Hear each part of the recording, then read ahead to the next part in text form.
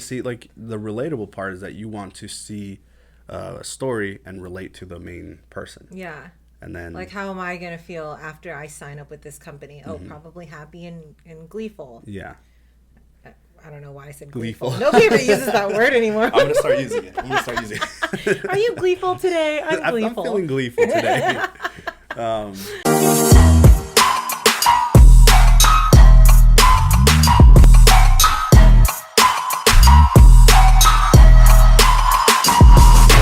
What up, everybody? Welcome back to another episode of the Danna-Gift show. I have with me another amazing guest. He's a content creator as well.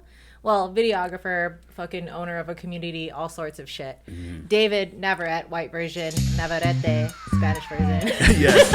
Yes, exactly. Yeah, so today we're going to dive into the world of creating content, because I feel like a lot of people are just honestly stepping into this space more, and more people are finding really popular. Yeah, it's getting saturated, but in a good way. Yeah. It means like more people are encouraged to just make and create more stuff, which is cool to see how people's minds conceptualize. I feel like things. it's like high demand too as well, because like TikTok's short form stuff, and like I'm scrolling all day. It's so addicting. It's bad.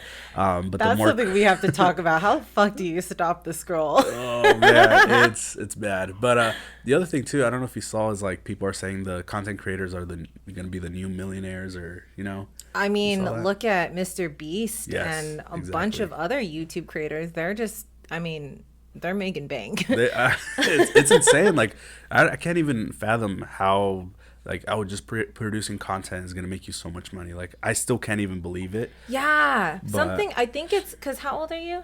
I'm 28. 28. I'm 31. And so when content and all that first came out, YouTube, I remember the start of YouTube. I was like I was in college during that time. And I was like, people are making YouTube videos. Like, I wanted to do that. Yeah. But there was no world that I saw that I could make money. I was like, oh, it's just an art. You couldn't see it, yeah. Yeah. I was like, the only way you make money in entertainment is becoming an actress. And I'm like, that's a very difficult path. So I went business instead. But here I am. Knowing now, like what you know now, would you have done it differently instead of going business? Yeah, 100%. Well, okay.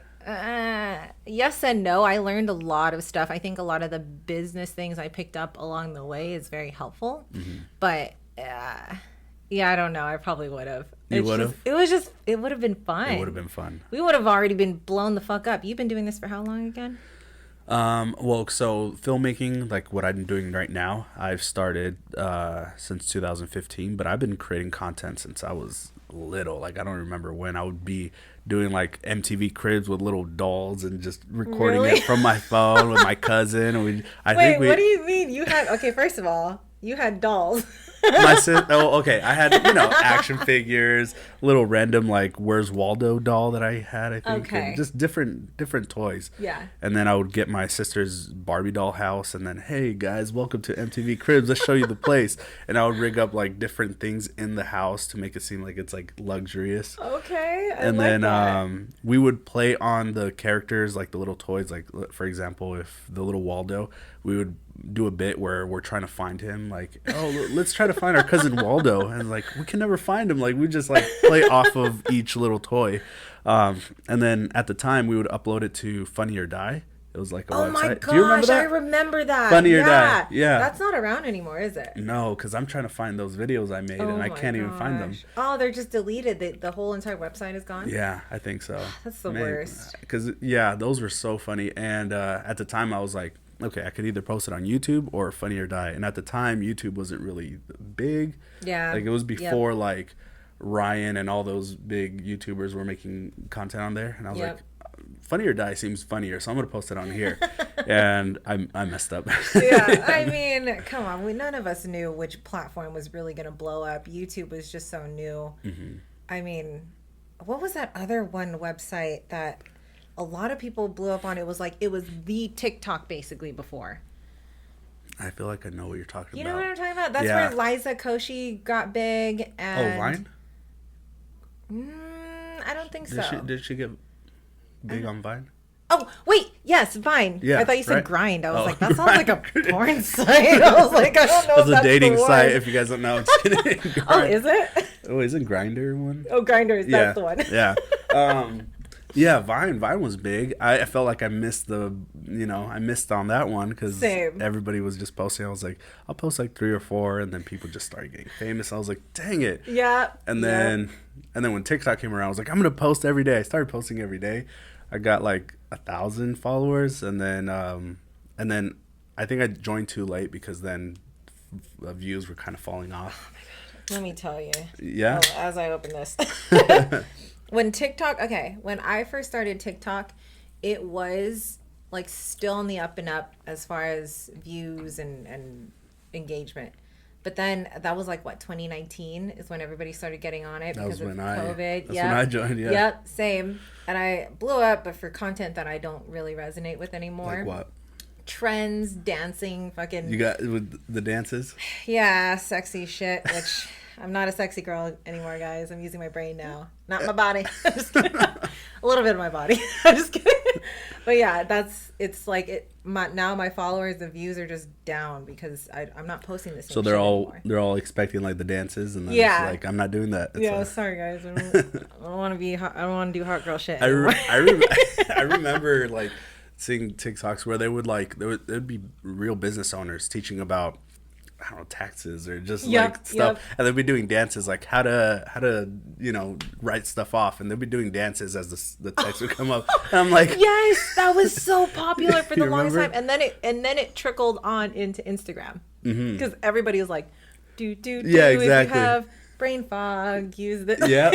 Or they would just be doing the renegade with like text. It was like, like nothing to do. The dance has nothing to do with your business, but that's how you get views. It's entertaining enough. Yeah. That's interesting. Yeah. We're getting into like a crazy way of producing content. Like before it's just like, just make entertaining stuff. And now I think we're shifting into tell a story. Yes. Which I feel like, so I've seen a lot of your videos, obviously, before you even came on.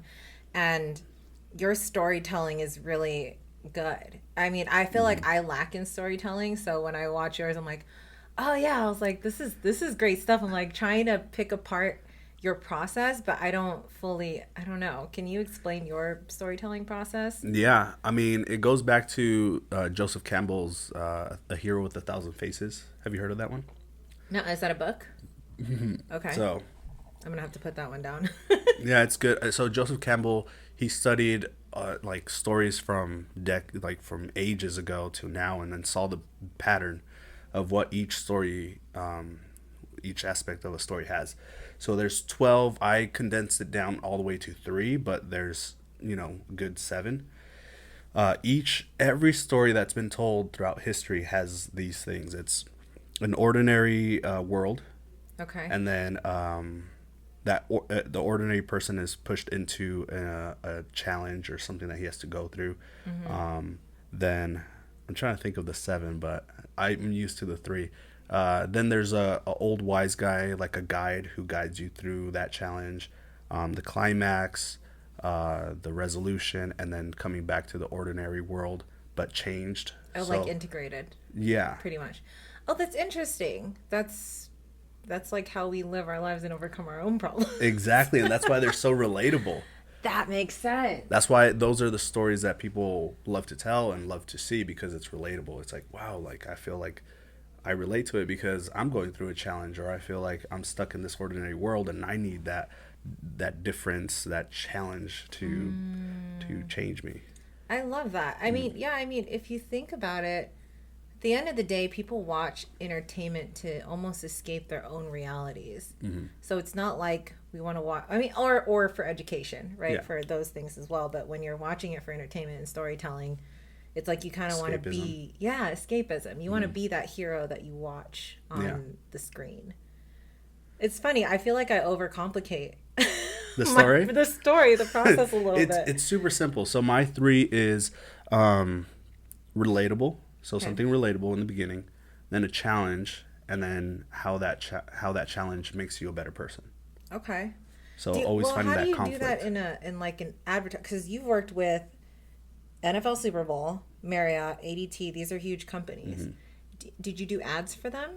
So ADT, we did something where one of the agents has, so one of the problems, so I asked, what's the biggest problem that you're having?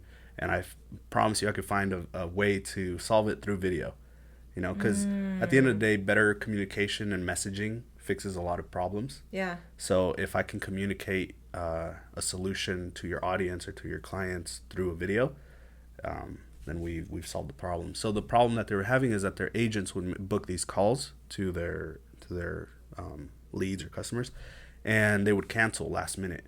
And then they would drive all the way to their house. They'd be like, oh, no, I didn't want to do it today. Maybe we can reschedule. They're wasting gas and time and, when they could have been closing other deals.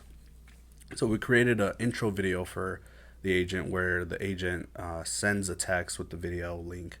And then the video link hidden, it says, if you would like to approve this meeting, reply yes, and I'll see you soon. So if they don't reply yes, then they don't show up and said, hey, I noticed that you didn't reply yes.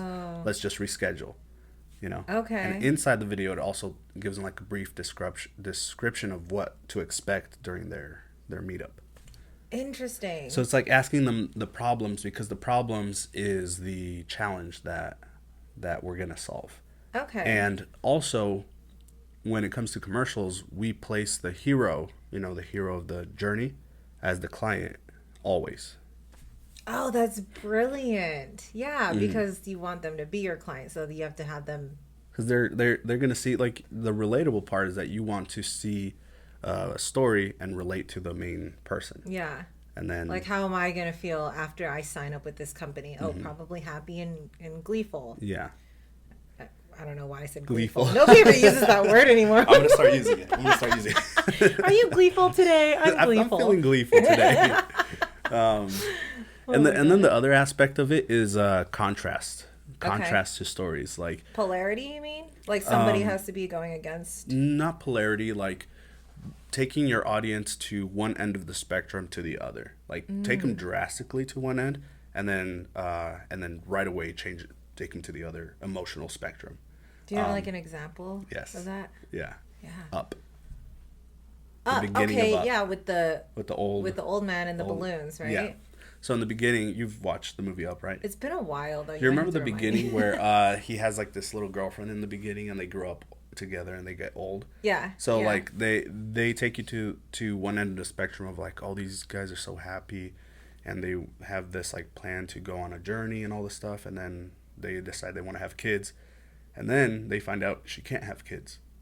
So all their dreams are kind of like crushed. So you're like super happy, and then you're kind of sad. And then they're like, you know what? We'll overcome this. So let's take you back to the happy side of the emotional spectrum. And then they're saving up to go on a big journey that they've been planning all their life. And all of a sudden she dies. Oh, so it's like, boom, boom, boom. So it's like constant, your emotions on a roller coaster. It has to be like a roller coaster. Oh, so some people, I feel like, don't do that enough in their storytelling. Yeah. It's kind of just like bland, like just giving you information instead of like trying to, what your punchline is going to be, your climax. So why don't you tee it up by making them really happy before that climax happens? So do you suggest when somebody's creating their own content that they almost start at the end and then do reverse work? So they come up with the potential ending of how they want it to end, and then they figure out the contrast with that. Yeah. Okay, that's great advice for myself even. Yes. So think about what you want to say and the problem that you're trying to solve in your video or something, and then figure out how to, work backwards and how you can tee it up to make a bigger impact. Interesting. Okay.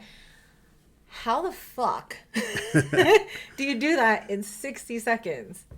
You just move fast. People are just like shitting out their pants. Yeah, like, exactly. I'm gonna shit on a roller coaster. I'm gonna puke. That's a good question. I mean, why don't we try to do one, like an example?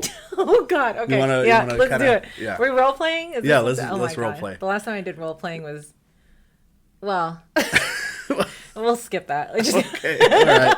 All right. Let's think of a video that you would do for one of your audience.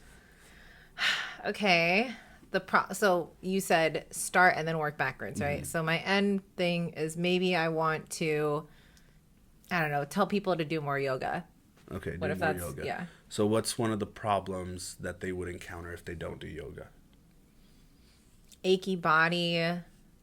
That's all I can think of. Achy body? Achy bodies. Okay. So you could start off by talking about how great it is not having an achy body. Okay, so that's the beginning of the video. That's the beginning of the video. Okay. So all the benefits of like how amazing, like I would, for example, start out with like almost like I don't know. This is the first way. Like there's different types of content. Mm-hmm. I'm thinking lifestyle content. You know, imagining all this like, let's say you're living your best life, doing all this kind of activities, all this stuff. It looks great, and then all of a sudden you wake up, and you're like, damn, like I wish I could do that. And then you wake up and your back hurts and all this stuff. So that was all a dream, all the amazing stuff that you were doing. And you're like, I need to get my life together.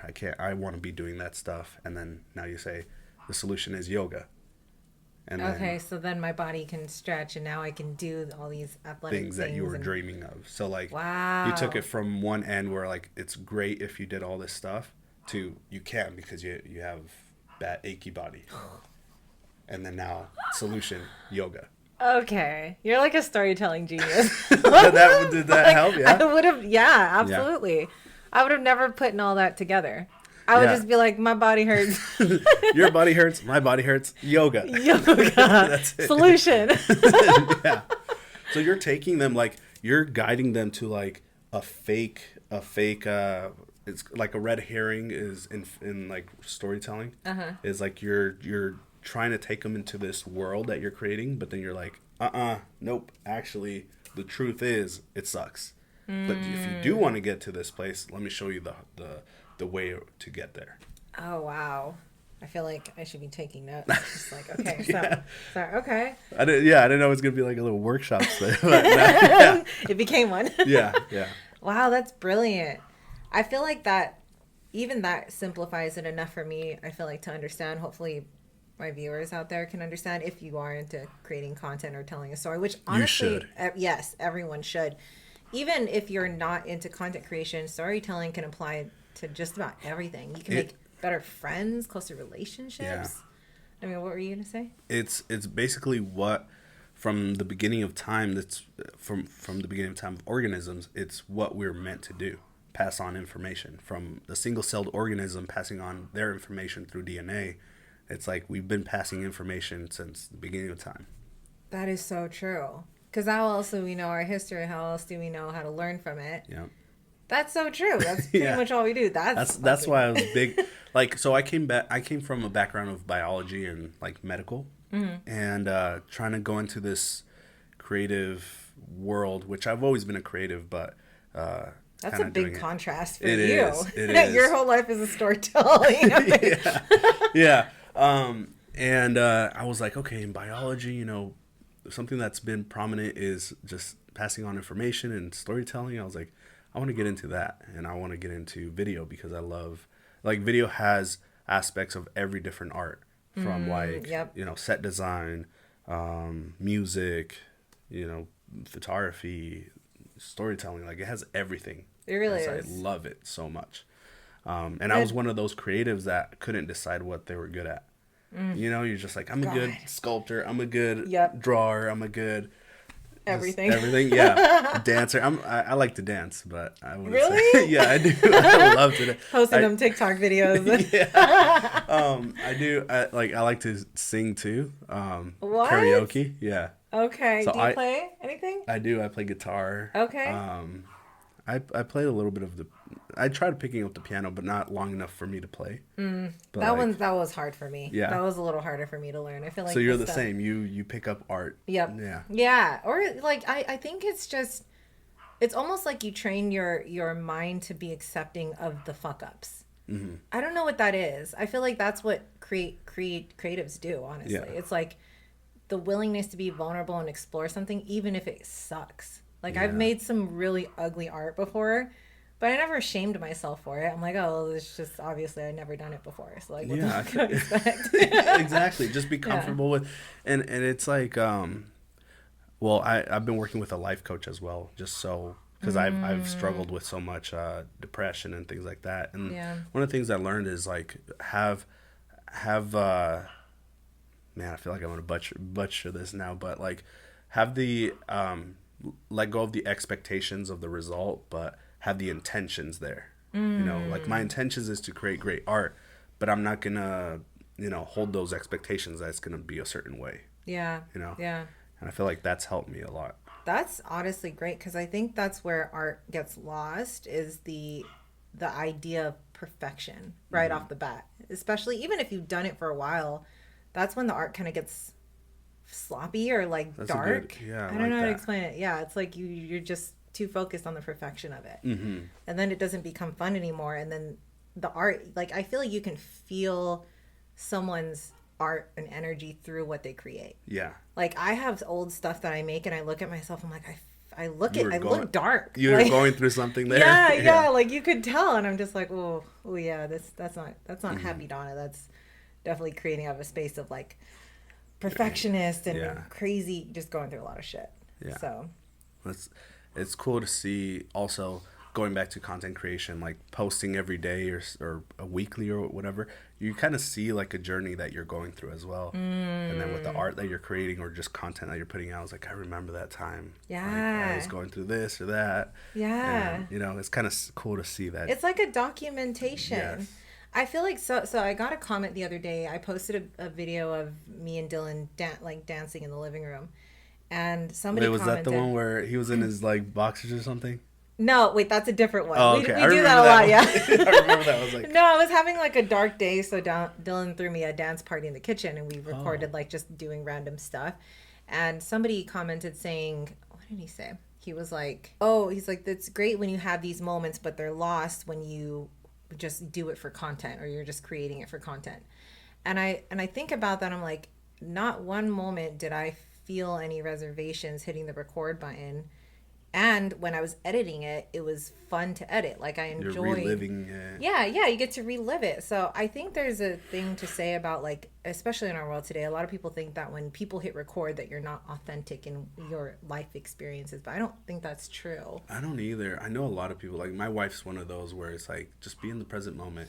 Yeah. And she's really good at that actually. Like she's really good at being in the present moment. And I kind of like wish I was more like that. But I experience my life through capturing it. Like I like it. Like, you know what I mean? Does your wife ever get like reservations when do you record your guys' life and stuff, or like vacations or just doing highlights like that. You know, if we go to Disneyland, I want to capture a little like memory, because to me it's like I watch it back and I'm like, wow, that was a great time. Yeah. But when I didn't record, I was like, I remember that Disneyland trip, but I'm forgetting it. You know? Yeah, you forget when you don't have any memories of it. I mean, even for me, pictures are okay, but I love the videos. Yeah. It's fun to hear what you guys talked about or what you did, and especially, do you do your own editing and stuff?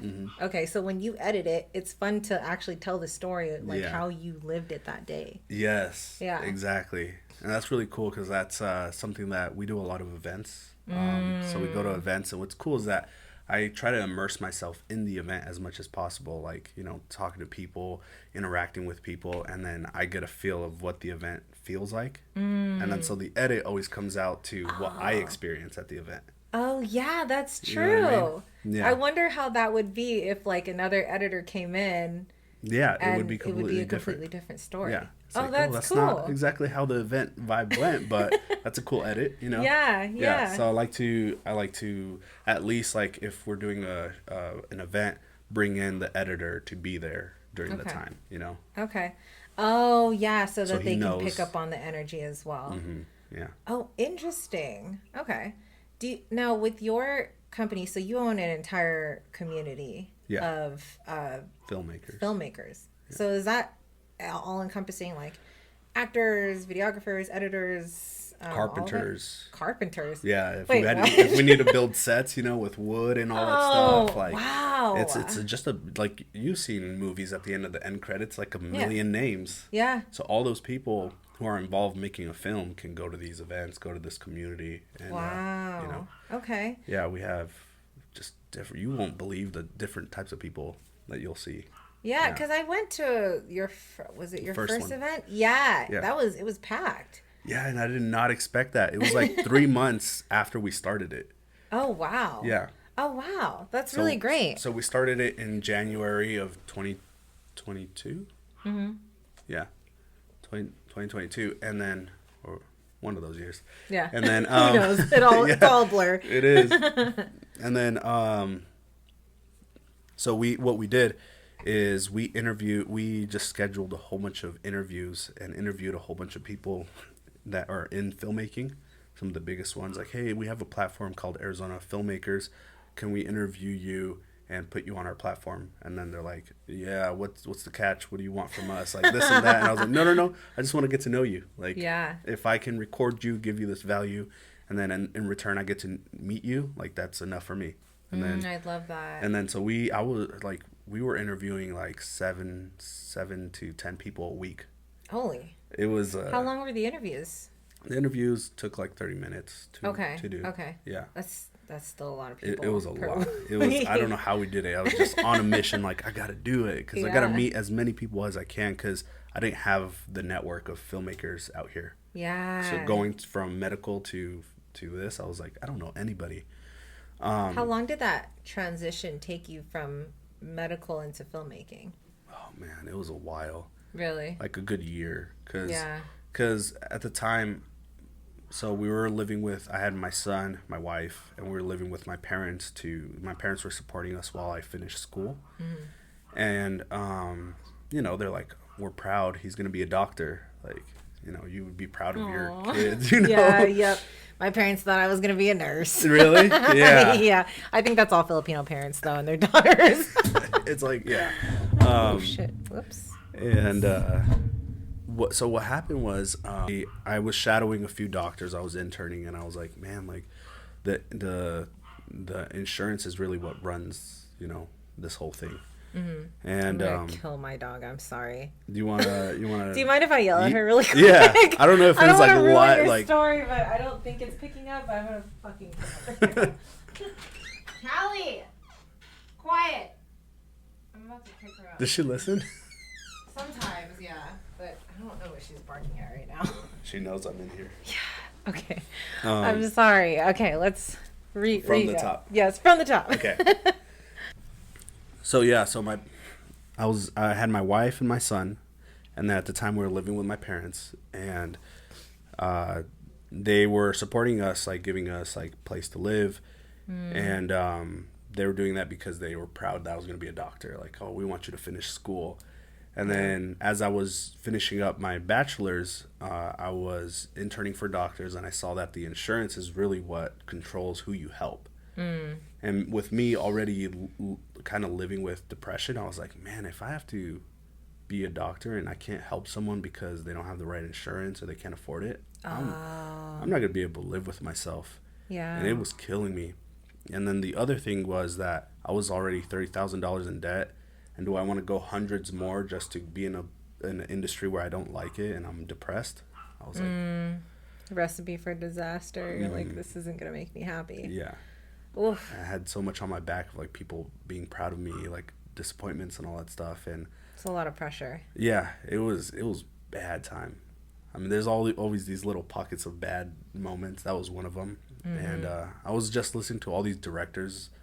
Steven Spielberg was one of them, where he was doing like a talk to a college, and he's like, listen to this little voice in your head and that will guide you to what you should be doing. I listened to that and here I am now. And I was like, I think my calling is like video. Like, oh, and yeah, because you've been doing it since a kid. Yeah, since a kid, yeah. Yeah. And then the worst part is telling everybody, hey, I'm going to finish my bachelor's, but I'm going to be a videographer. Like, I'm not going to be a doctor. I'm going to be a videographer. How did that go with your parents? My parents didn't want to hear it. Really? Yeah, I took my dad out to, it was Kabuki's, get some sushi. And I was like, hey, so I don't think I'm going to go to grad school. I think I'm just going to focus on video. And he's like, all right, we don't need to talk about that. They just completely exited out. Yeah. Wow. Like, we don't need to talk about that. And then for the longest time, they're like, oh, his hobby. And I was like... that's the worst. That's the worst, yeah. And I try to overcompensate. And then after college, I took on like 3 jobs. So I was working at BJ's. I was working door-to-door sales for Sprint, and then I was working at UPS during the night. Holy crap. While trying to work on the business. Yep. And so my schedule for a good year, I don't know how long, it was a while. It felt like forever. It was. That's a long time to be working 3 jobs like that. I don't remember. Maybe it must have been like, I don't know, 6 months to a year. I don't know. That's long. All of it long. Yeah. It was waking up at 2 a.m., go to UPS at 3 in the morning, and then coming home, and then showering, maybe taking a quick nap, go door to door Sprint, selling Sprint, and then coming home. In this heat? Was this here? Yeah, holy shit. Yeah, fuck that. It drained me. And then coming home and then getting ready for my shift at BJ's, and then coming home, sleeping, and then going back to UPS. And then, oh my God. Like, what I would look forward to is the days I would be sent home from any of those jobs, Well, Sprint, I could do it whenever, but Sprint was like me trying to like... You had to make some. Yeah, make some stuff. Did you ever have a day off during those days? There would be some... not like full day off. Not full day off, no. And I still don't. I still don't have full day off. So I'm used to it. But I was averaging 2 hours of sleep for that whole time. Holy crap. Yeah, I was averaging 2 hours of sleep. I'll never complain about my sleep schedule again. Well, now I'm getting great sleep, and I'm like, I cannot imagine averaging 2 hours. Like, I cannot right now. I cannot. But I think your body just, whatever you have to do, it does it. It's like go time. Yeah. So, because back then I was like, I'm fine. I was not. Oh, man. But you did what you had to do, though. Yeah, I think that it showed people like, hey, I'm serious about this, and I might have been overcompensating a little bit, but it was my way of showing them like I'm serious about this, and I'm not wasting my life by not being a doctor. During that time when you were working that much, when did you find time to do your craft? I try to do like an hour a day. Oh, wow. Okay. Yeah. That's still good, though. Yeah. That's a lot more than most people can say that they do, at least dedicated to something they actually love. Yeah. And I did, so this is what my game plan. It's like, I'm going to be a videographer, but I want to focus on not weddings, not music videos, none of that. Like, I did some of that just to pay and get some cash and stuff, but I was like, I want to be like focus on business and entrepreneurs and all that stuff, because I don't know, I didn't go to school for business. I don't know anything about how to start a business. Like, business and government stuff scares me. I don't know how it works. Like, it feels like we're playing Monopoly and they're just coming up with the rules as we go. Like, that's true.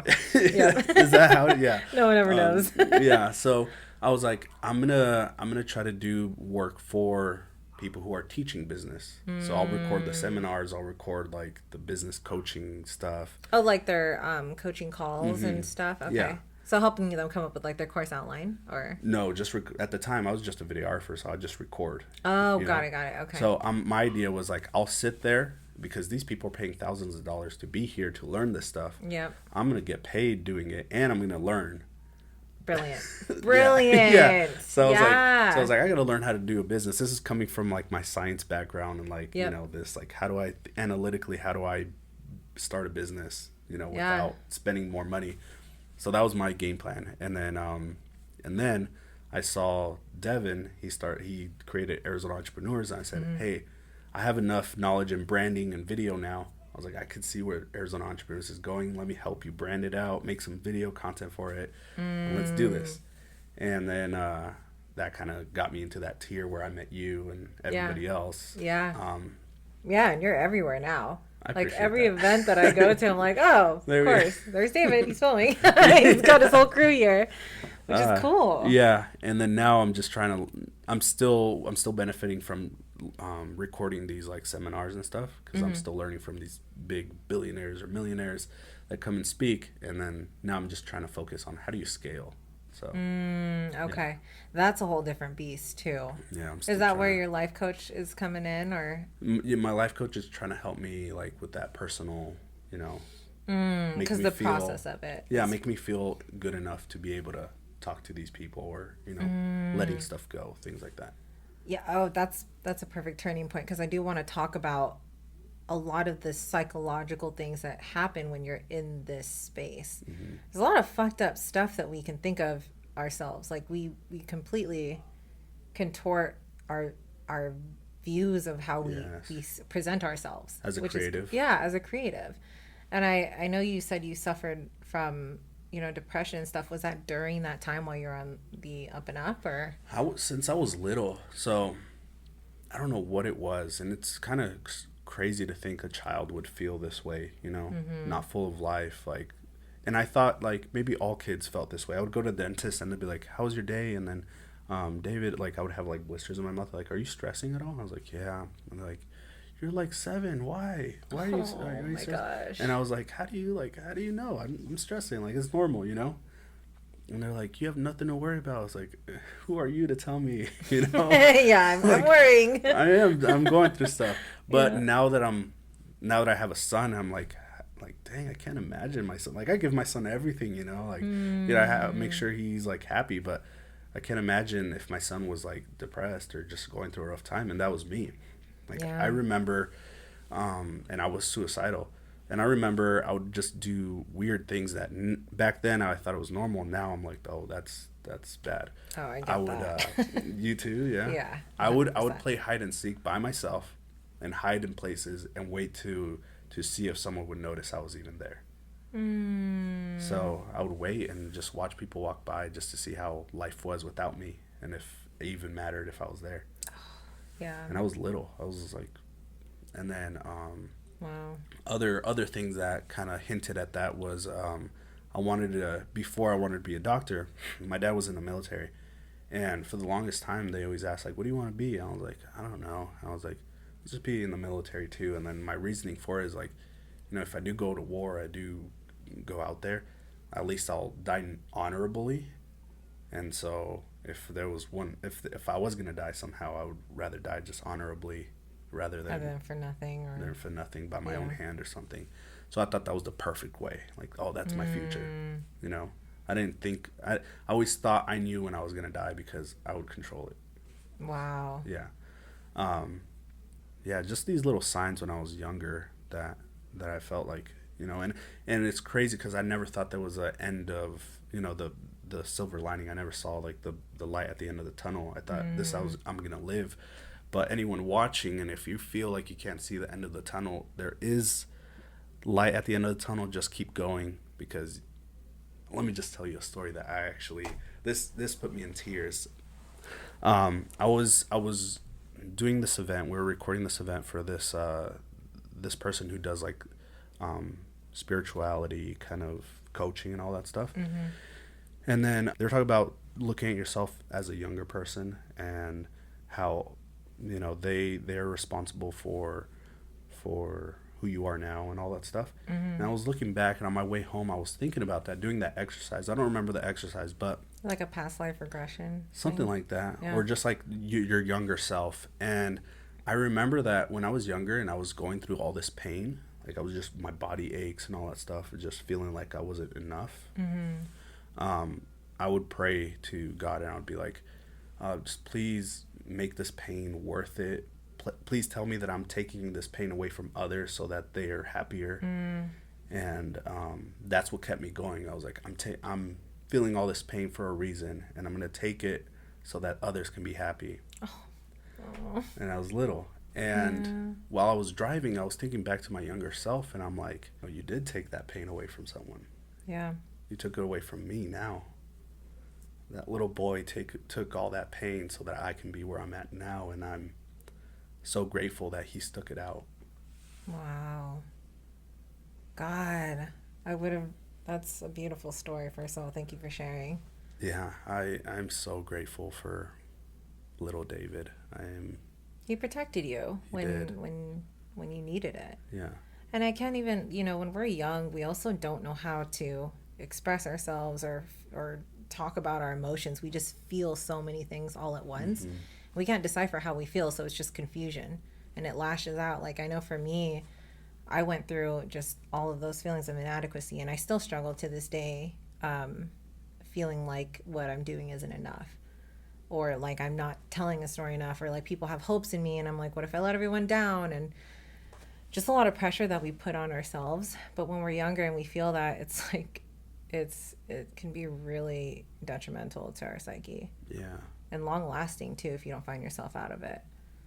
Yeah, and I think I'm really appreciative of this life coach and my wife for always trying to like figure, like she gets people and she understands like where I'm coming from all the time. So she's like, you know, like she just has a great outlook on life, and that's why I married her. Like she's Beautiful that heart. sunshine where I'm like, you know, that's what I need. I love that. Yeah, and she's been helping me through it. Like we joke around that I might like have autism of some sort, like, you know. I feel like all creatives in some degree probably have. I tell some people that and they're like, oh no, you look fine. I was like, wait, it's nothing to do with my looks. You're like, hold on.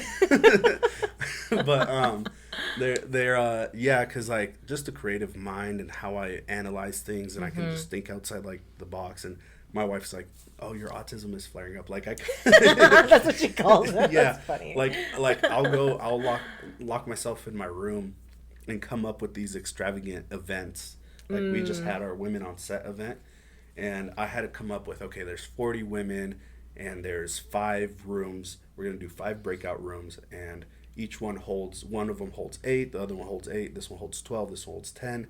I need to make sure that 40 women can fit in all these ones, then rotate for an hour, so that's 12 minutes. Like I was doing all this math in my head. You're getting crazy with the details. Yes, and it was like, how does each woman go into each room without going into the same room twice? Like I was thinking of all these things, and my wife's like, your autism's flaring up, and I come out of my room like, it's done. I have the spreadsheet.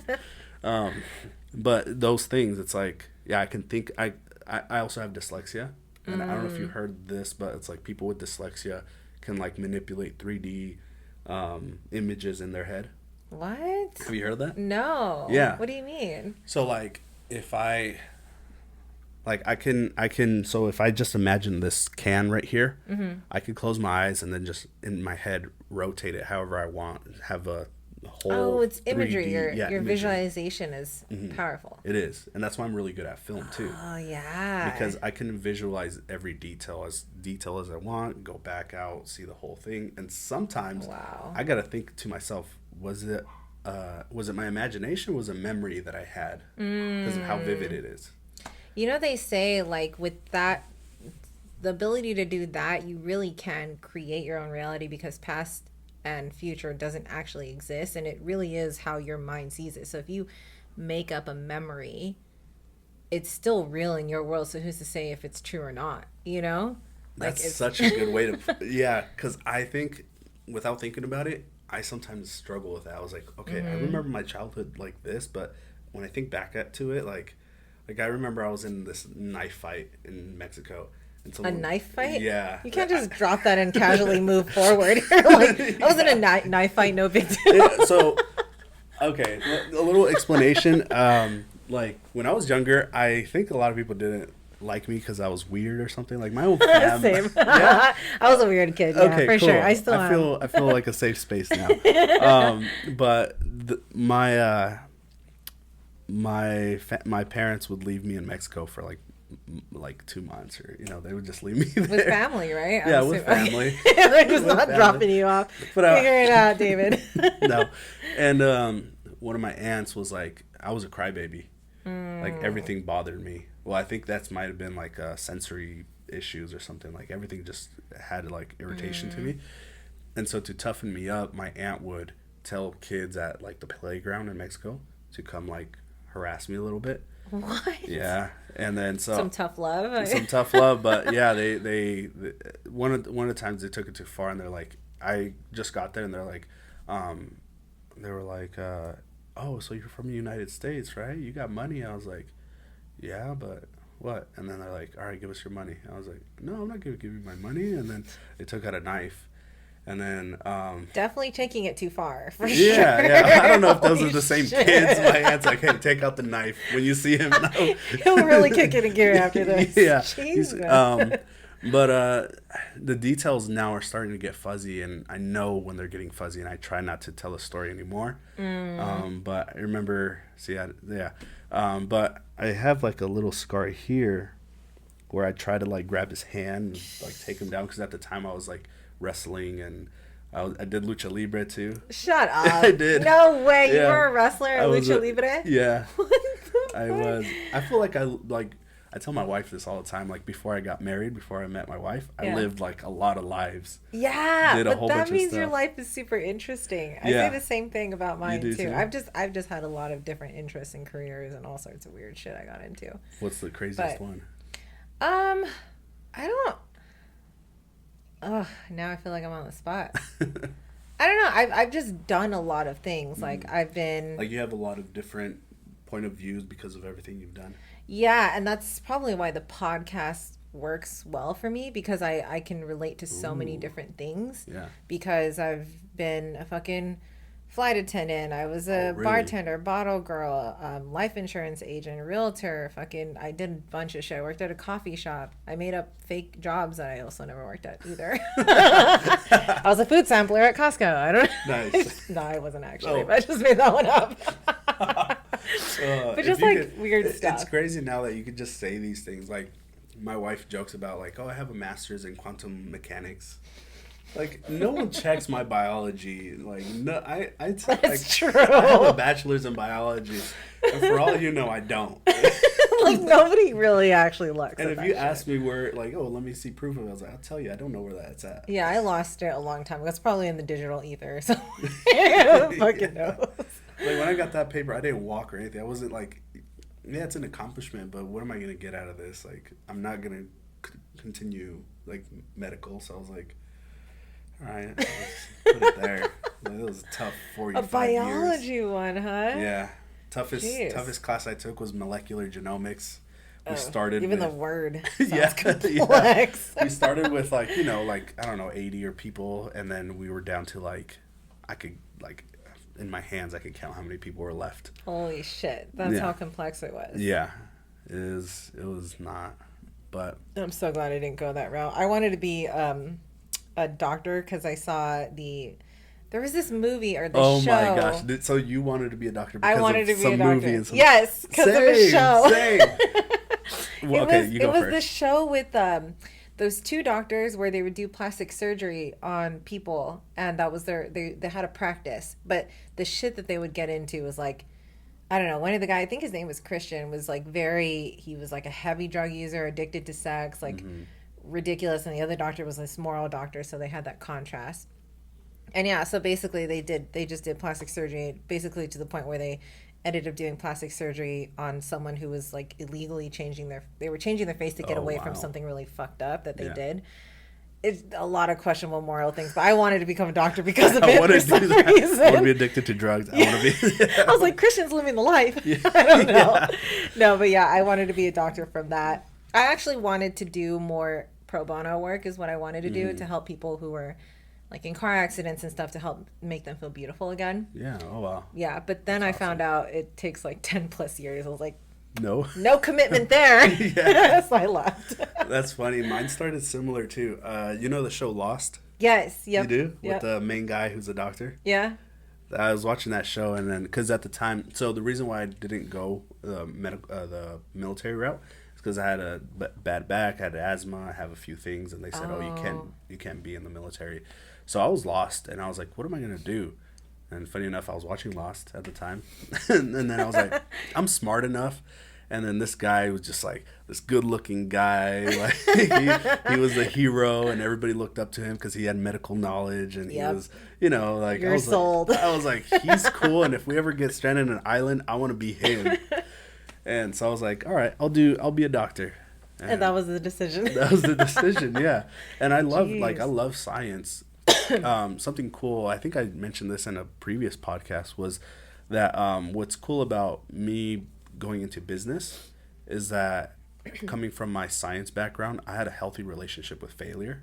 Because with science, all you're doing is trying to see if you can fail or not. Like you never reach the truth, you never reach the result, because there's no such thing as a truth in science. It's always about, did you fail and get closer to the truth, or did you come up with a fake truth so far that no one has been able to prove wrong? Oh, that's brilliant. Yeah, I can see how that applies to creating content. So when I started doing business and all this stuff, I was like, I need to do things to be able to fail. Because that's what science is, and that's how you achieve what you want to achieve, is by failing and getting closer. So So I was never afraid to fail because I had that healthy relationship with failure through science. That's brilliant. And I think that's also key for viewers out there is build up your ability to fail and be okay with that. And like not even mark it as a failure. You're just making tweaks, iterations. If it doesn't work out and it doesn't feel good, then change your direction. Yeah, you only fail if you stop. Exactly. When I was in 3rd grade and I made a radio out of like toilet paper rolls and wires. What? And, yeah. What? It was a 3rd grade or 5th grade, I don't remember. But I was always in the science fair, and so we made this thing, and I had to put like the teachers were like, "What are you doing?" Because I had to put the end of the wire into the computer where that back then the computers had these like holes in them. Yep. And it received like radio waves. So I put it in there, and then I would turn it on, and all you'd hear like is static. But the fact that you can hear something out of like that's insane. And trying to do that, it was like failing, but I was only gonna fail if I stopped and I never presented it, at the fair. So yeah, if you stop, you failed. Yeah, and if you never put yourself out there either, you never learn if you like what you're doing or not. Yeah. That's like, that brings me going back to just making content in general and posting. I feel like a lot of people have fear with posting something like, oh, I don't know, I said that wrong, or I did this wrong, or you don't even know. Like, you haven't even posted it. No one's even seen your work. So how do you know if you did something wrong? And even if you did, if you go back, I have this YouTube page I can't fucking get rid of. I have a login. Like you want to get rid of? I want to, because it's like, okay, I look back at it. I have purple hair, guys. Okay. Yeah, it's you. I was recording a trip to the 99-cent store with my girls who I went to beauty school with, and you can imagine it was I'm silly. It's like I look back and I'm like, really wish I could delete this, but I can't get access to it. But you know what? I look back at it now and I'm like so grateful looking at that shit, because it's kind of, it's hilarious to see how cringy your shit used to be. Like, do you have old videos that you still hold on to and you're like, ugh? I need to delete that. Yeah. It's so bad. Like, I look so bad. Yep. You look back at it, but it's funny. My sister, because I would drag my sister into those YouTube videos, and then so she said we would dress each other up, and I was like, I was the weird one, and she was like the cool one, like country, like, and then she's like, okay, I dress you up if I could dress you up. So she dressed me up in like this vaquero country kind of thing. Yeah. And I was like, I'm gonna dress you up like an alien.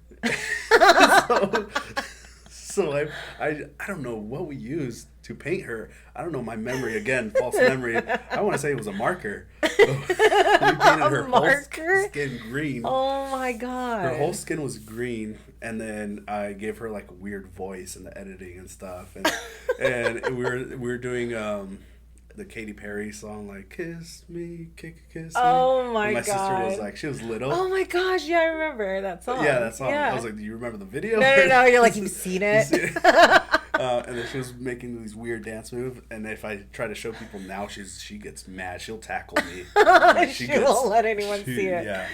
That's hilarious. Oh my god, that just reminded me. There was this time when I was a kid. I was definitely a weird kid, because I had just seen the movie The Mask. Oh, yeah. And I was so inspired. I'm like, I want the superpowers like The Mask. He's so confident, whatever. Yeah. And so my version of The Mask was actually a bunch of chewed up bubble gum. I had those Bubblicious packets. I chewed up like 2 of them. I was going to work. And I got it. I flattened it out and made a fucking mask out of my own. And I wrapped it around my head. It was all tangled in my hair. I was the mask. Oh, my God. My parents were pissed. My mom came up. She had to shave me. No, I was not. Yeah, she was not happy. She's like, "You look like a little boy," and I was like, "Yeah, but I was questioning how weird you were, but all right, now I feel like we passed the weird train. Yes, we're cool. We're cool. We're on the same page. Yep, that was just some weird stuff that you do as a kid. Oh man, that's crazy. But it's fun though. Like, you look back. Do you have fond memories of your childhood? At least exploring that creative side. I do. Just like it's weird because when I think back to it. It's like, it was never like traumatizing, but when I think about it as an adult, I'm like, well, these things aren't normal. Like, these things are crazy. Yeah. But I was in my own world. Like, this is like, when I would feel like these people didn't like me, yep, I would be like, how should I show up today? Should I show up like I'm half dog, half human, and and the reason why I'm so like this and that, like for example, in what was it, first grade? I didn't play with anyone. No one wanted to play with me, but I was like, loser. I'm just kidding. I'm kidding. Exactly. But I was like, I don't have time to play with kids because I have to solve these mysteries at the recess. I'm on a mission. Oh my God, I did that stuff too. You did too? Create just adventures that I did. I had this one camera that never actually worked. I found it at Goodwill. It was like a broken Sony or some shit. A Canon, actually. And yeah, I would take fake pictures of things and we would go on this entire quest. Me. We would go on this weird quest. Your imaginary friends. Yeah, me and my imaginary me. Yeah, just weird shit, weird adventures, but fun. It was fun. Yeah. It was fun. I want to go back to, you said you had a very troubled, like, mental state when you were growing up. When you started to step more into creating content and doing what you love now, did that start kind of changing your outlook on life? Did you start feeling more positive and excited about things? Or Yeah, I feel like a lot of it stems from, for example, a lot of the number one is how you think and how your thoughts, like the thoughts that you put out. Because by nature, we all want to just be like kind of just joyful. Like that's our natural state. But the more thoughts you put out, and that could be a chemical imbalance too, but the thoughts that you put out will either put you in one way or the other. 100%. Yeah. But when I started doing this, what I really wanted to do, like filmmaking and, community stuff, my thoughts really changed. It made me feel like I was worth it. I was valuable. Okay, I finally feel good enough. And that was working. But I would still have thoughts, and so this life coach really helped me realize that it is my thoughts, and I'm not my thoughts. Thoughts are just a tool, and if you're using them wrong, you're not going to be healthy mentally. Yeah. But definitely creating content and feeling like valuable is what had that shift, and is what made me go with a life coach. Yeah. So I think it's just listening to that little voice, Yeah. It's like. Do you feel like, I'm just more so speaking for myself as well, I feel like with creating the art that we do, sometimes I feel like I engrave my self-worth with the validation. And I know that that's a negative thing. And so this is how I started my podcast, actually. I started my podcast, I would launch a reel or something, and I was posting like 7 days, or 7, I can't remember, like 4 times a day, 7 days a week. It was a lot, and I was adding all this pressure. And when it didn't perform the way I wanted to, when I had literally just started, I was keying in on the analytics because my business side was telling me, write down all the analytics, figure out what you did wrong, and like figure out what you did on this video that was right, and then contort it and change your video and blah, blah. And so my business mind fought a lot with my creative mind, which resulted in not the analytics that I was hoping for, which resulted in a lot of lessened self-worth or feeling like I wasn't doing good enough. Yeah. Do you feel like that happens with you too? Yeah, I used to feel that a lot. Even just, starting Arizona Filmmakers, a lot of my drive, like everything that I would do, and anything I do is just over the top. Like I want it to be perfect because I based my value off of my work. And what I did. And so for a good while, like the reason why my content is like really good and I want it to be good, or the community, is because I wanted to be that, like I wanted to be special.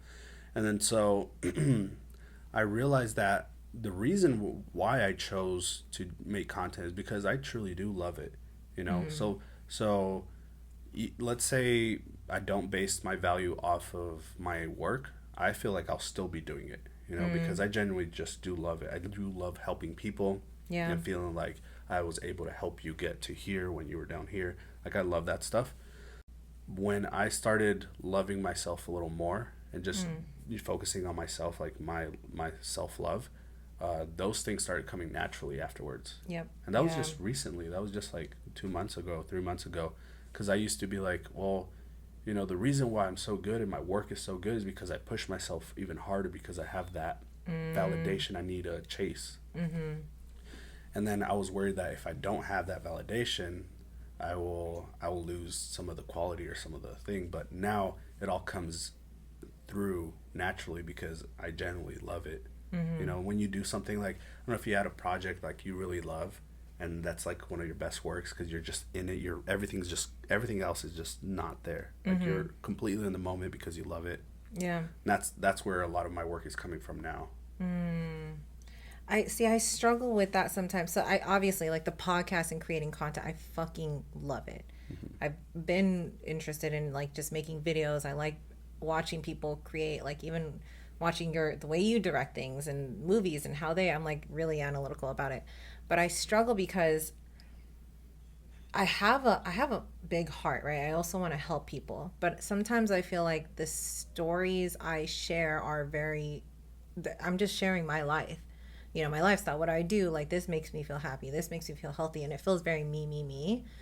And so I struggle with that because a lot of people reach out to me saying thank you for sharing, you know, my life story, but it feels selfish at the same time in a weird way. So how, like, I don't know. No, yeah. Like, I think you have a strong personal brand. And I think right now, personal brands is what, like, content creators with personal brands is what is going to be the millionaires probably.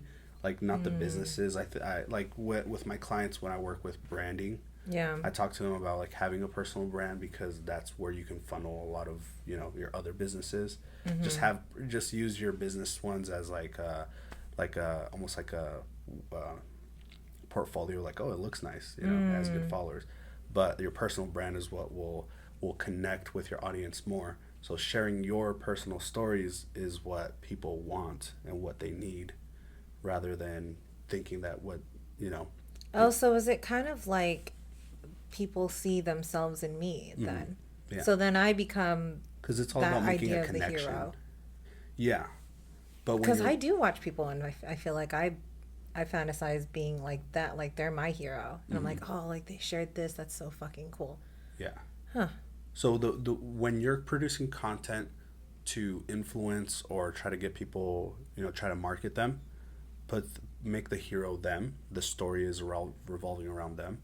But when you're trying to connect with someone, it's great to share your personal stories. But keep in mind that the story should relate to a certain demographic, or like, for example, I'll share my stories about like depression and how to overcome it. So now my hero in this story is people with depression. And I'm using my story to tell that, and then I'm still using the hero as people with depression.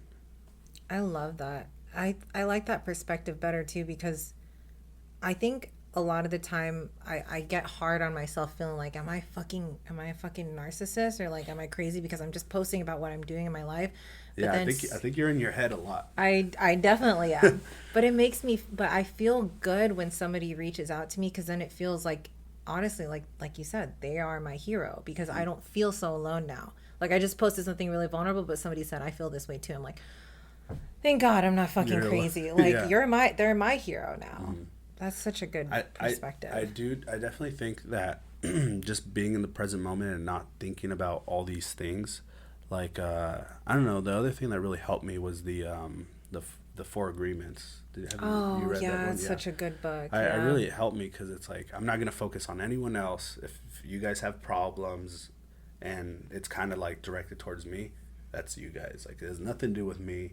I'm going to just make sure that my shit is handled and I'm good, you know? That's all I got to worry about. Just stay true to yourself and what you believe in. And just owning myself. Like, if I do like all the attention, which it seems like I do, if I do like all the attention, then I'll lean into it, you know? Like, I'll talk on stages, I'll do all that stuff because it makes me happy. Yeah. And so who cares? Who cares? That's true. You know? That is true. Like, I'm here just to make myself happy, because making myself happy will in turn give everybody else the value that they need. My family will be take care of everything. Like, yeah, That's like, what is it? Is it it's not the golden rule. They say when you fill your cup, then you can pour into others. But if your cup is empty, you can't. Which back then I never understood. I'm like, I can't fill my cup. So I'm just going to worry about filling others' cups because I have no idea how to fill my cup. Yeah. I'm not going to worry about that because it's impossible. I'm empty. To fill my... That's what I felt like for the longest time. Yeah. But it is. It's like stop filling other people's cup and fill your own because it'll overflow into everybody else's. It's like it's just true. Like 100% believe it. Like if you feel like you're stuck and you feel like there's no way out, just fill up your own cup. Just do that, and everything else will fall into place. Yeah, and maybe that meditation where you like try to escape. Well, some people when they hear meditation, they're like, oh, no, I don't want to do that. I had a lot of resistance with it too, and I still kind of struggle because I am in my head a lot, and so trying to quiet it is very difficult. And you also got to realize that how many years have you been in your head? You have to go backwards until you get to 0 and then work on yourself. Like it takes, like, I'm still in the going backwards part, so I'm in my head a lot. But it's also, you've heard of the flow state mind, where athletes are just in the zone and they are able to do incredible things. Like that's the meditation. Like they're just thinking about that one task and their whole being is able to accomplish that task with excellence because they're in this flow state mind. So that's a form of meditation. I forget that. Whenever I think of meditation, I think someone's sitting there oming the fuck out, and that's all they. You know what I mean? Yeah. But like, it's true. You can be walking and meditating. You can be at the gym meditating. I'm in the shower and I'm meditating. Really? Yeah, so you're just thinking about being in the shower. That's where a lot of people ask, like, I'm an amateur artist or I'm an amateur creative. How do I become a pro? And the difference is that a pro can turn on that inspiration when they want, and an amateur waits around for it to hit. Oh, wow. You know what I mean? That's beautiful. I love that. Yeah. And so how you do that is by putting yourself in this mentality where you're not thinking about anything. And some of the time, some of the best moments that happens for me is doing mundane things. Like taking a shower, doing the dishes. I don't do the dishes, but when I did do the dishes one time, or when I was working at UPS loading boxes, like that was mundane, and all these creative ideas started to come up because there's no thoughts cluttering my mind now. So you're just focused on the task at hand. Creativity is gonna like flow in you. I think that's important. I read on a book, I can't remember. I think it was Brene Brown. She says, allow your mind to be bored. And it's like, I think so. We're in this crazy fucking hustle culture where it's like, you got to be doing this and that if you want to be successful or have a happy life. But it's like, maybe just allow yourself to be bored and allow, like you said, the creative thoughts to actually flow in. Because if you're cluttering it, thinking about all these different things, when are you going to have time to let your mind wander? Exactly. You know? Wow. Yeah, like I'm in the shower. Like I take pretty long showers, and I'm in the shower in like the first like few minutes. I don't know. I want to say 10 minutes. I don't know how long. I'm just allowing thoughts to flow in, and then I'm very visual too, so I could close my eyes and imagine all these like butterfly thoughts and stuff. So I see all these thoughts, and then I see one that I kind of want to just follow for a little bit, and then this thought is taking me to how do I systemize my business better. And then I could implement this and that and have this, bring on people like this. And I'm just letting it flow, you know? I'm not forcing anything. That's cool. And because it's a shower, there's no stress. Like, I'm not in front of a client having to write the scripts or anything like that. I'm in the shower, and I'm just like, it comes to me because I'm not stressing about producing or anything, you know? The only thing I regret is not having a notepad in there. Like I know. Yeah. Honestly, I think there's like I don't know. I've been doing a lot of voice memos, which has been helpful, but also obviously you shouldn't be bringing your phone in the shower. Yeah. So they need a waterproof little voice recorder or something where you can take down your notes. That's my next invention. That should be it. That is good. Wow. That's smart. I know I can't believe it's already been an hour. What the fuck? Oh, wow. It's an hour and 10. Wow, that's ridiculous. This is a good conversation. I feel like I wanted to ask, okay, before we end it, because damn it. Anyways, as far as the pressures we put on ourselves, Because I feel like as creatives, we give ourselves these weird, like, I don't know, markers that we have to hit in order to become a successful creator, which is not, I don't know if that's a good or bad thing. I mean, it's good to have goals, but I feel like, I guess what I'm trying to ask is how do you relieve yourself from the pressures of like performing a certain way as a creative? Yeah, so that, because we're like, a lot of us are perfectionists and we want to hit this marker. Yeah. But I would say, do what we're naturally born to do as human species, is to rely on our community. And honestly, like, this science says that when we're not part of a community, we don't feel like we're part of something. Like, our body physically hurts because it's our body saying, hey, if you're not in a tribe, if you're not in a community, you're not going to survive. So loneliness is, it's a real thing. It's like can hunger. Kill people, it's, actually. Yeah. So know your strengths. Like, I could do a lot of things, but I know my strengths could be more as a creative director role, and find people who are better at creating something. So have the intentions of, I want to create this film, or I want to create this, and bring people on, host like a gathering where it's like, hey, I'm going to do this painting, I want you guys to give me feedback. We could be drinking as we do this. Like, lean on this like community of people that together, and lean on their strengths as well. Like, hey, I want to invite you because you're really good at seeing colors that I probably wouldn't thought of. So I'm creating this piece where I want to create a waterfall with an eagle. I don't know, something like that.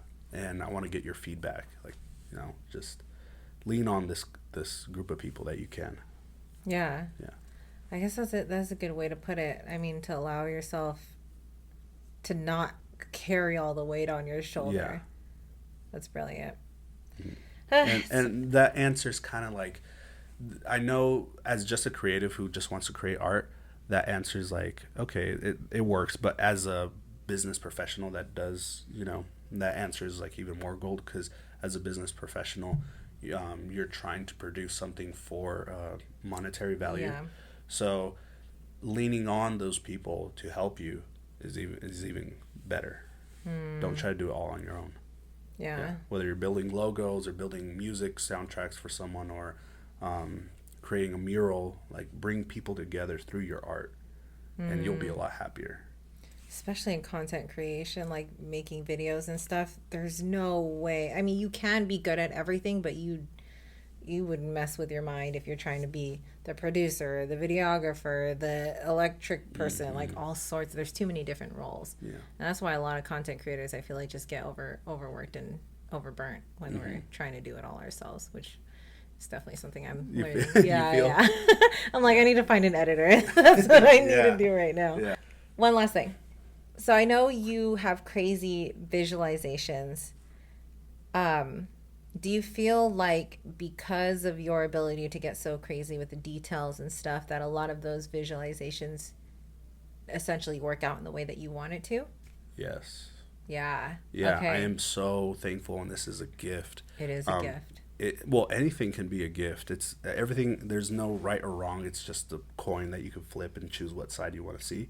Because dyslexia, I can't read. I don't read books. Like, it's so hard for me to read. I don't finish any books. I do Audible. And it was so hard in school. But what helped me in college when I was trying to learn all this stuff is that, hey, my power is I can see things in my head. So I'm going to draw all my notes. I'm not going to write words because I can't. I'd love to see your college notebook. You should, yeah. My wife is like, you should print these out and sell it. But it was just drawings, Wow. Like little drawings of everything. I would do comic books of the cells interacting with each other in the little... no way. Yeah. So that's like, cool. It's like cartoons. Like, I remember that Michael here does this for the cell because he comes in and, like, his wife cheated on him, which is the other other enzyme or something, stuff like that. Oh my God, that's brilliant. So, I am so thankful for it, because a lot of people say that when they produce commercials or films, it's never like what they see in their head. And for me, it's like 90-80% of how I see it in my head. Sometimes I don't even have to, I see the whole video before I even shoot it. Holy crap. And then you just write out the different key markers of what you're going to film and Mm-hmm. Wow. Or even drawing. It's like, when you grab a piece of paper and you're trying to just copying it. Yeah. That's kind of how it feels to me, because I'm just like, I could see it in my head and I'm just tracing it almost. That's brilliant. So I am very lucky. I'm so grateful for that, and something I'm very proud of. Like, I own that. Yeah, so, I love that. And just own your strengths. Yeah, and that is a great piece of advice, honestly. Own your strengths and allow people to help you in the areas that you don't have a strength in. Mm-hmm. All right, I guess we're going to have to end our conversation, but what are you working on? What can my viewers key in on? So right now we're working on I think it's going to be the biggest Arizona Filmmakers event ever. Ooh, I'll be there. You'll be there. So what we're trying to do is combine all the industries together: music, fashion, filmmaking, obviously. Okay. Just all these creative industries. We're going to put them together into this almost like music festival event. Oh my gosh. And, that's going to be fun. It's going to be a lot of fun. We have a whole bunch of people participating. We're trying to bring in some big artists, known artists, to perform at this event as well. Yeah. When are you guys doing this? August 26th. Oh, you got the date set already. That's going to happen quick. August 26th. Make sure you're here. It's going to be in Chandler. Definitely keep an eye out for this event. This is going to be the big one. And now, is this going to be like a networking event for other creatives to just connect with other creatives? Yeah. Beautiful. So, it's like a music festival networking event. Everyone, who's creative is going to be there. That's going to be fun. It's going to have that red carpet feel as well, with the robot arm and everything. Oh, yeah, that thing is cool every time you bring it on. I'm like, yes, get one cool video today. Yes, yeah. So, dress to impress. Yeah, it's going to be a good time. Cool. Yeah. And any last advice? Oh, go ahead. One other thing is that we're working on, I haven't announced this yet, but we're working on a web-based app where we'll be able to find those creatives, hyper search them here in your area, and it's going to have like people who specialize in this or that. And you're going to be able to find them, even price points. Like, let's say you're looking for a drone videographer with this price point in this area. We're creating that. So it'd be easier to create collabs with other people. Mm-hmm. Yeah, I love that. Well, do you know if you'll include other like personal brands with other personal brands in case, like, I don't know, maybe I want to do a TikTok with somebody out here? Do you think you would link us up too? That's good. I feel like it'd be cool. Yeah, like an influencer category. Right now we have business category, freelance category. That's a good one. Yeah, because there's so many times like I want to go to a networking event so I can find other influencers who have the same interest of like me, and I want to collab on some things. We can make videos. Like I just found another guy who does videography at the gym, and I just had to reach out to him, but it was like really hard to find him. I actually had to get him recommended. So yeah, if you have like an influencer slot for us to collab with other influencers. That idea just was born here. So boom. That might be in version 2 or something. Yeah, yes, please add it. And I want to be one of the first ones on there. I'll be the test dummy. Yeah. Oh my gosh, that's a good point. Yeah. Yeah, we might do that. Okay, I love it. Before we leave, any last advice for the people who are getting into the creative space, are already in it, and like how to really just produce work and put it out there, honestly? Don't be afraid of failure. Just post, no matter what, because quantity leads to quality. Yeah. That's solid. And community over competition. That's what that got on here. I love that. Is that your guys' slogan? I think it is. We've been saying it all the time. I love that. I love that. Yeah. And don't just, do what we've been meant to do and collab with people. Don't have that what's it called? Yeah, the competition mindset. I love that. Yep. And boom, that's the mic drop, guys. Thank you, David, so much for being on my podcast. I feel like I was helped a lot with this conversation. Yeah. And it's cool because I learned so much about you and your story, and I don't feel like such a weird kid anymore. Yeah, same. I feel more connected to you. Yeah, for sure. Yeah, because we've only like crossed paths every once in a while, and you're always so busy whenever we're at the events. Yeah. But it's so nice to just connect with another creative whose mind works very uniquely. So. Thank you. Thank you. All right, we'll see you guys next week on the Danna-Gift Show. I got to come up with a slogan. That was cool, jingle. Yeah.